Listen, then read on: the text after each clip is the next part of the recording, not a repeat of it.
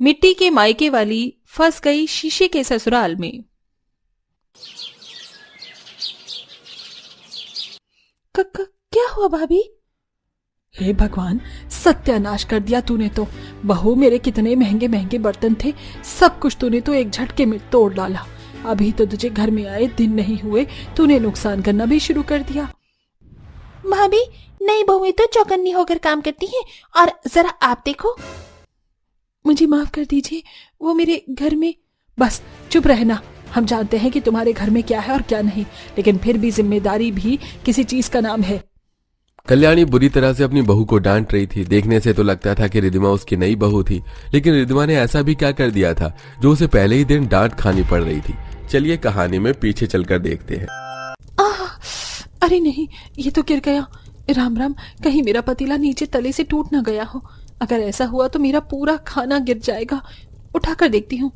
रिद्धिमा ने डरते डरते अपना मिट्टी का पतीला उठाया, लेकिन खुशकिस्मती से पतीले को कुछ नहीं हुआ था। मिट्टी की जगह हो मिट्टी का बर्तन, तो भला कोई नुकसान कैसे हो सकता है? रिद्धिमा कभी कोई काम नहीं बिगाड़ती। रिद्धिमा ने ऐसे बोलकर मिट्टी के बर्तन निकाले और उनमें खाना परोसना शुरू कर दिया। रिद्धिमा का पूरा घर मिट्टी का था। मिट्टी की जमीन, मिट्टी के बर्तन, मिट्टी का चूल्हा और यहाँ तक कि खाना खाने के बर्तन भी मिट्टी के ही थे। वो हर चीज मिट्टी की बनाते और इस्तेमाल करते थे। आज भी रिद्धिमा और उसका परिवार खाना खाकर बैठे हुए थे कि रिद्धिमा की माँ बोली, सुनिए जी, वो पंडित जी ने आज मुझे बताया था कोई अमीर औरत है जिन्हें अपने बेटे के लिए एक संस्कारी लड़की चाहिए। पंडित जी ने उन्हें हमारी रिद्धिमा के बारे में बताया तो उन्होंने हामी भर दी। अब हमारी मर्जी चाहिए। लोग कहाँ के रहने वाले हैं और लड़का कौन है? पंडित जी ने कोई तस्वीर दी? हाँ जी, दी है ना, देखिए। सुधा ने रिद्धिमा के बाप को उसके लिए सुझाए गए लड़के की तस्वीर दिखाई, जिसको देखकर रिद्धिमा के बाप को वो लड़का पसंद आ गया। रिद्धिमा से भी उसके माँ बाप ने रजामंदी ले ली और रिद्धिमा का रिश्ता तय हो गया। कुछ दिनों के बाद ही शादी के दिन की तारीख थी। देखते ही देखते वो तारीख भी आ गई और रिद्धिमा एक अमीर परिवार की बहू बन गई। अरे वाह, कितना बड़ा और अलग सा घर है ये दीवारें मिट्टी की तो नहीं लगती, और यहाँ शीशे का कितना सामान है। मुझे तो शीशे वाला ससुराल मिला है। रिद्धिमा अपने ससुराल आकर खुश हो रही थी। उसके मायके में जहां सब कुछ मिट्टी का था, वहीं ससुराल उसे बस शीशे ही शीशे का मिला। उसके ससुराल के शोपीस, टेबल, बर्तन, सीनरी, सारे सामान शीशे के थे, लेकिन वो ये नहीं जानती थी कि यही खुशी उसे कितनी भारी पड़ सकती है। ऐसे ही अगले दिन रिद्धिमा की पहली रसोई थी। माँ जी, मुझे क्या बनाना है, आप बता दें। बहू, मुबारक हो ससुराल में पहला दिन। आज तेरी पहली रसोई है, तो जो भी तुझे बनाना आसान लगे वही बना दे। जी। रिद्धिमा मुस्कुराते हुए रसोई में आ गई, लेकिन ये किस तरह की रसोई है? इसमें तो सारे बर्तन कांच के हैं। चम्मच, डिशेस, कटोरी, गिलास, सब कुछ कांच का है। हे भगवान, मैंने तो कभी ये बर्तन इस्तेमाल नहीं किए हैं। इनका कुकर कहाँ है जिसमें खाना बनता है? रिद्धिमा ने उधर उधर खाना बनाने को बर्तन ढूंढने शुरू कर दिए। अंत में उसे कोने में कढ़ाई, प्रेशर कुकर और भगोना रखा हुआ मिला। तुम 12 मुल्कों की पुलिस से बच सकते थे, लेकिन रिद्धिमा के चंगुल से बचना इम्पॉसिबल। रिद्धिमा ने जैसे ही ऐसे बोलकर उन बर्तनों को निकालना शुरू किया तो उसके आसपास रखे हुए कुछ शीशे के बड़े बड़े बर्तन गिरकर टूट गए, जिनकी आवाज सुनकर तेजी से रिद्धिमा की सास और नंद रसोई में आई। क्या हुआ भाभी?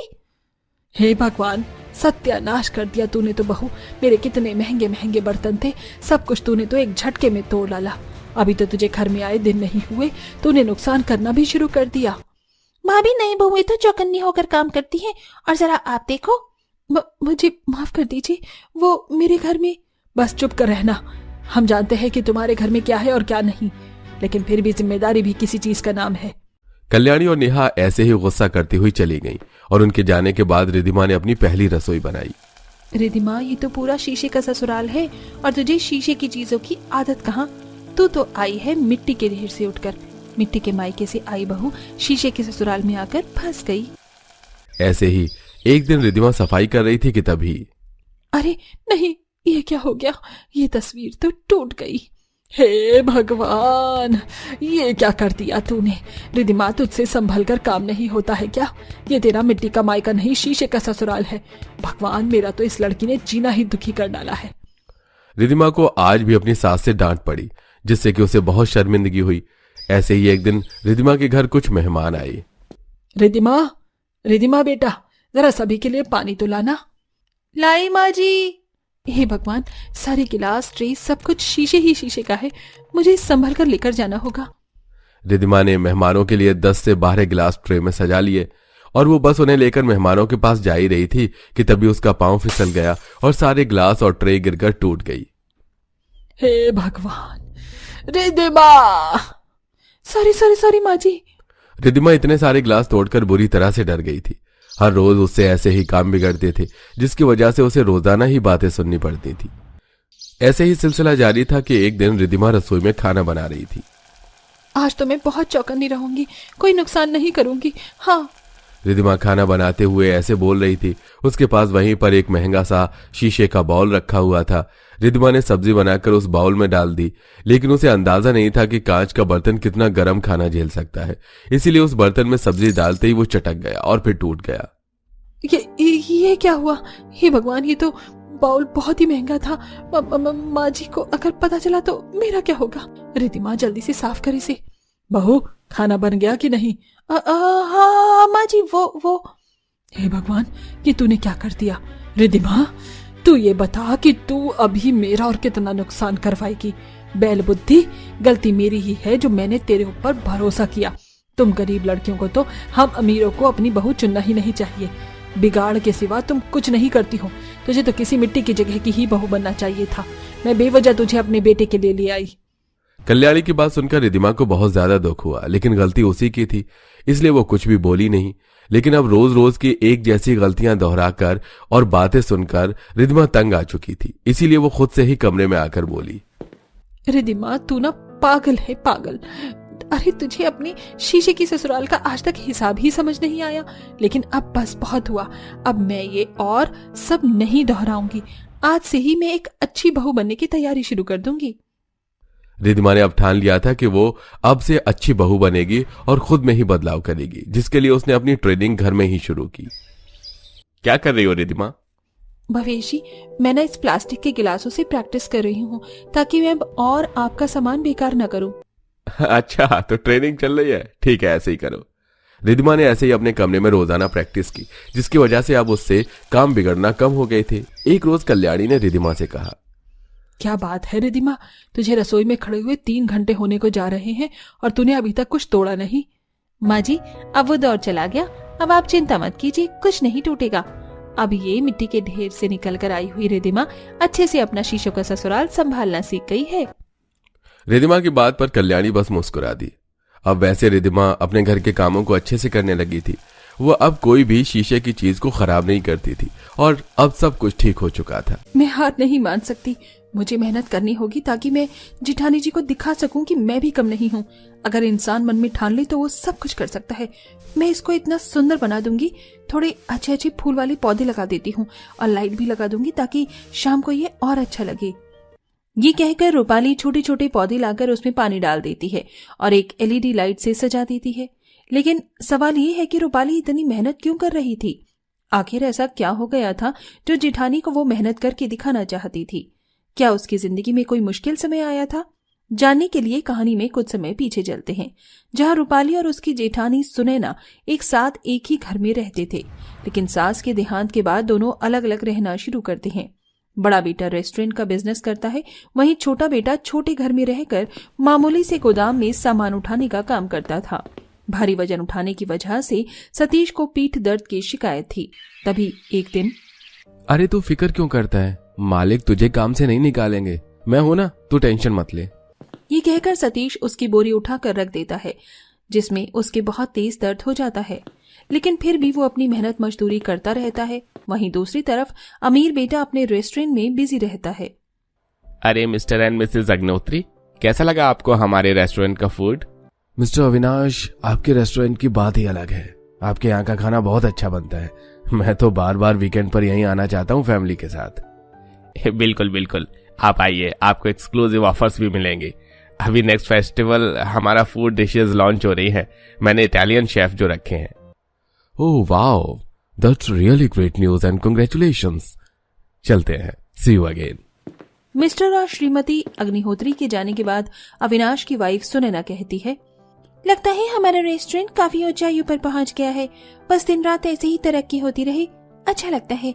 देखना माँ जी के बाद हम कहां से कहां पहुंच गए, और वहीं आपका छोटा भाई और मेरी देवरानी अभी तक इस छोटे घर में रह रहे हैं और गोदाम में काम कर रहे हैं। वो जैसे भी काम करे उनकी लाइफ, तुम मेरे साथ चिल करो ना। या बट आज मैं अपनी देवरानी से मिलकर आऊंगी, हाल चाल लेना भी जरूरी है ना गरीब लोगों के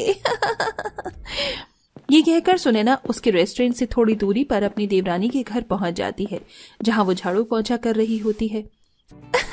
मैं जो सोच ही रही थी वही निकला। तुम अपने घर में नौकरानी की तरह काम कर रही हो। यहाँ मेरा रेस्टोरेंट नई नई ऊंचाइयों को छू रहा है और तुम वही करीब के करीब रहना। दीदी आप आइए ना, बैठिए। नहीं, मुझे तुम्हारे घर में बैठने का कोई शौक नहीं है। मैं तुम्हारे हालचाल लेने आई थी, सो ले लिए।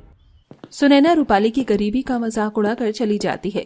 वहीं कुछ ही दिनों में सतीश का ज्यादा वजन उठाने से इतना पीठ दर्द हो जाता है कि उसके पीठ की मांसपेशियों में खिंचाव आ जाता है, जिस वजह से वो काम करते हुए गिर जाता है।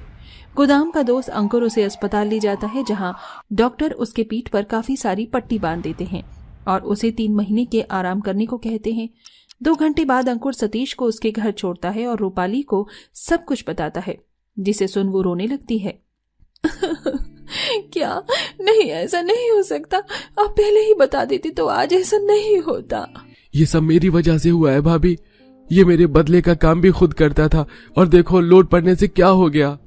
अंकुर कुछ भी मत बोल, दोस्त के लिए इतना तो करना ही था। तकलीफ तो मुझे पहले से ही थी। लेकिन अब तो घर का खर्चा कैसे चलाएगा? 3 महीने क्या खाएगा? मैं तो खुद तेरी परेशानी हल नहीं कर सकता। भाई साहब, आप इन्हें घर तक लेकर आए और इतना सोचा बहुत है। अब कुछ ना कुछ मैं ही कर लूंगी। दिन गुजरते हैं। गरीबी में रूपाली को एक एक खाने के लिए मोहताज होना पड़ जाता है और वो किसी से काम की सलाह लेती है तो पड़ोसन शेफाली उसे टिफिन सर्विस के बारे में बताती है। क्या ये सच में काम करेगा? देखो, तुम्हें कहीं भी काम नहीं मिल रहा है तो रसोई से ही रोजगार शुरू कर दो। बहुत सारे लोग करते हैं और तुम तो खाना भी अच्छा बनाती हो। ये मेरे पति का ऑफिस का नंबर ले लो, यहाँ पर टिफिन सर्विस के लिए बोला था, तुम जाना। मेरी मदद करने के लिए शुक्रिया शेफाली। फिर रूपाली घर के कुछ पैसों से खाना बनाने का सामान मसाले ले आती है और टिफिन वाला खाना बनाकर पहले दिन शेफाली के पति के ऑफिस में खाना देने जाती है, जहाँ उसके टिफिन का खाना सबको पसंद आता है। अरे आपके हाथ का खाना बहुत अच्छा लगा है, इसलिए हम परमानेंटली आपको यहाँ का खाना बनाने का ऑर्डर दे रहे हैं। Thank you so much sir. Rupali अपनी टिफिन सर्विस का काम शुरू कर देती है, जिससे धीरे धीरे वो दूसरे ऑफिस में भी टिफिन सर्विस देती है। जैसे ही ये बात जेठानी को पता चलती है तो वो उसकी गरीबी पर हंसने आ जाती है। अब तुम टिफिन सर्विस देकर मुझसे आगे निकलना चाहती हो क्या? तो भूल जाओ, ऐसा कुछ नहीं होने वाला। कहाँ मेरा रेस्टोरेंट और कहाँ तुम्हारा 2 दिन का काम। मुझसे ज्यादा अमीर नहीं हो पाओगी। भाभी, आप हमारे छोटे से टिफिन सर्विस के काम से इतना डर क्यों रही हैं? भला हम आपके रेस्टोरेंट से क्यों मुकाबला करेंगे? रूपाली ने तो बस शुरुआत की है, वो भी सिर्फ इसलिए क्योंकि मेरी तबीयत खराब है। Whatever। सुनैना ये कहकर चली जाती है और वो अक्सर बीच बीच में आकर दोनों गरीब देवर देवरानी का मजाक उड़ाती थी। वहीं घर से टिफिन सर्विस के साथ अब वो रसोई से ही रोजगार चालू कर देती है, जिससे लोग उसके घर पर आकर खाना खाने लगते हैं। तो एक दिन, हाय रूपाली दीदी, आप बहुत अच्छा खाना बनाती हैं। आपके छोले चावल, राजमा चावल बहुत अच्छे हैं और मैंने तो आपकी टिफिन सर्विस के बारे में भी सुना है, लेकिन ऐसे घर में खाना खाकर अच्छा नहीं लगता। आप थोड़ा खाना खिलाने का सेटअप बिठा दो, जैसे कि छोटा मोटा रेस्टोरेंट या होटल होते हैं। हाँ बहन जी, ऐसे घर में रसोई में आकर खाना खाना अच्छा नहीं लगता। ऐसी जगह होना चाहिए कि बाहर के लोग आपका बोर्ड देखकर खाना खाने आए और नजारा भी अच्छा हो। मैं इसके बारे में थोड़ा सोचूंगी। घर तो रोड पर है और मुझे इसकी तैयारी करनी होगी। लोगों को खाना खिलाने के बाद दोनों पति पत्नी बात करते हैं। रूपाली, तुमने सुना था ना ग्राहक आज क्या बोल रहे थे? इसलिए मैं सोच रहा हूँ हम छत पर लोगों को बिठाने का जुगाड़ कर लेते हैं। छत पर खाना खाते हुए उन्हें अच्छा लगेगा। हम थोड़ा सजा देंगे और इस छोटी सी रसोई में खाना खिलाने का झंझट भी खत्म हो जाएगा। आप बिल्कुल ठीक कह रहे हैं। अब टिफिन सर्विस से थोड़े बहुत पैसे तो आ ही जाते हैं, तो मैं कुछ LED सस्ती लाइट ले आऊंगी और पौधे खरीद लूंगी। पहले आपकी मैं दवाई लेकर आ जाती हूँ। हाँ ठीक है। दवाई लाने के बाद रूपाली के पास बहुत कम पैसे होते हैं, जिससे वो अच्छी लाइट की जगह सस्ती लाइट और पुरानी लड़ी ले आती है। साथ ही फूलों को जड़ से उठाकर ले आती है और प्लास्टिक के बोतल और डिब्बे को काटकर उनका गमला बना देती है, जिससे छत पर सफाई करके डेकोरेशन करती है और किराए पर 4 टेबल कुर्सी का इंतजाम कर लेती है। साथ ही रेस्टोरेंट का बोर्ड लगा देती है और चाय, कॉफी, छोटे मोटे स्नैक्स देना भी शुरू कर देती है। वाह रूपाली दीदी, आपका ये छत वाला रेस्टोरेंट तो मुझे बहुत अच्छा लगा। क्या मुझे समोसे मिलेंगे? हाँ, मैं अभी लेकर आती हूँ। आखिर मेरी मेहनत रंग लाई, सब लोगों को ये जगह बहुत पसंद आई। तभी बाहर के लोग गाड़ी रोककर बोर्ड पढ़कर उनके छत वाले रेस्टोरेंट पर चढ़ जाते हैं, जहाँ सतीश बैठकर ऑर्डर लेता था। वाह, सिटिंग मैनेजमेंट तो बहुत अच्छी है। मैंने इस जगह के बारे में पहले भी सुना है, लेकिन आया अब हूँ। हम पहले टिफिन सर्विस का काम करते थे। मेरी पत्नी ने रसोई से रोजगार खोला है। बताइए आप क्या खाना पसंद करेंगे? वेज थाली, स्नैक्स, फास्ट फूड या कोल्ड ड्रिंक्स? स्पेशल खाना मंगवा दीजिए और साथ में कॉफी भी। सतीश बैठे बैठे फोन करके अपनी पत्नी को खाना बनाने का ऑर्डर दे देता है और वो नीचे की रसोई से खाना बनाकर ऊपर ले आती है। धीरे धीरे उनका काम बहुत अच्छा चलता है।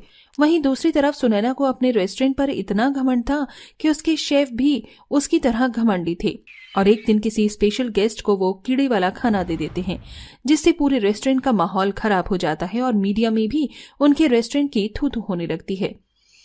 ओह नो, ये क्या हो गया? हमारा रेस्टोरेंट डूब गया। अविनाश, अब हम लोग क्या करें? हमें तो कोई और शेफ भी नहीं मिल रहा। मुझे भी अब कुछ समझ नहीं आ रहा। ज्यादा पैसे देने पर भी कोई शेफ नहीं आ रहा, वरना उनके भी रेपुटेशन पर सवाल खड़े होंगे। लगता है मुझे कोई और काम देखना होगा। देखो देखो, कितना बेकार रेस्टोरेंट है। ये जो खाने में कीड़े डालकर देता है, वही वाली बात है, ऊंची दुकान फीके पकवान, पर इनके तो कीड़े हैं भगवान में। अरे भाई, मैं ढाबे पर खा लूंगा, लेकिन इतने बड़े रेस्टोरेंट में बेकार खाना तो नहीं खाऊंगा। और यहाँ पास में ही टॉप रेस्टोरेंट है, बहुत अच्छा और सस्ता खाना बनाते हैं वो। अरे हाँ, मैंने उनके हाथ का खाना खाया, बहुत अच्छा बनाते हैं। सुनैना, ये किस रेस्टोरेंट की बात कर रहे हैं? तुम्हारे भाई की बीवी ने घर से ही रसोई का रोजगार चालू किया था और अब टिफिन सर्विस से उसने छोटा सा रेस्टोरेंट खोल दिया है छत पर। क्या? मेरे पास सब कुछ होने पर सब खराब हो गया और न चाहते हुए भी उसने बना लिया। इसी तरह 1 महीना गुजर जाता है, लेकिन उनका रेस्टोरेंट पूरी तरीके से बंद हो जाता है। पैसों की दिक्कत होने पर सुनैना अपनी गरीब देवरानी के पास पहुंचती है, जहां वो पैसों के अमीर होने के बाद भी इस छोटे से घर में रहकर गुजारा करते हैं। रूपाली, मैंने तुमसे और देवर जी से बहुत कुछ बोला है। मुझे अपनी गलती का पछतावा है। तुम किसी तरह मेरी मदद कर दो, मेरा रेस्टोरेंट खुलवा दो। किसी की गलती की वजह से हमारी सारी मेहनत बेकार हो गई। दीदी, आपको अपनी गलती का पछतावा है तो ठीक है, मैं किसी से बात करती हूँ। कोई शेफ मिल जाएगा तो आपके यहाँ भेज दूंगी। तुम्हारा बहुत बहुत शुक्रिया रूपाली। आज अपनी जेठानी को अपने हाथ का कुछ खिलाओगी नहीं? आइए ना। फिर रूपाली अपनी जेठानी को अपने हाथ का बनाया हुआ खाना खिलाती है। इससे देवरानी जेठानी के बीच की कड़वाहट खत्म हो जाती है और रूपाली जेठानी के रेस्टोरेंट के लिए अपने कहने पर शेफ और कस्टमर को उनके रेस्टोरेंट में भेजती है, जिससे धीरे धीरे जेठानी का रेस्टोरेंट भी चलने लगता है और वो हमेशा देवरानी के एहसानमंद रहती है।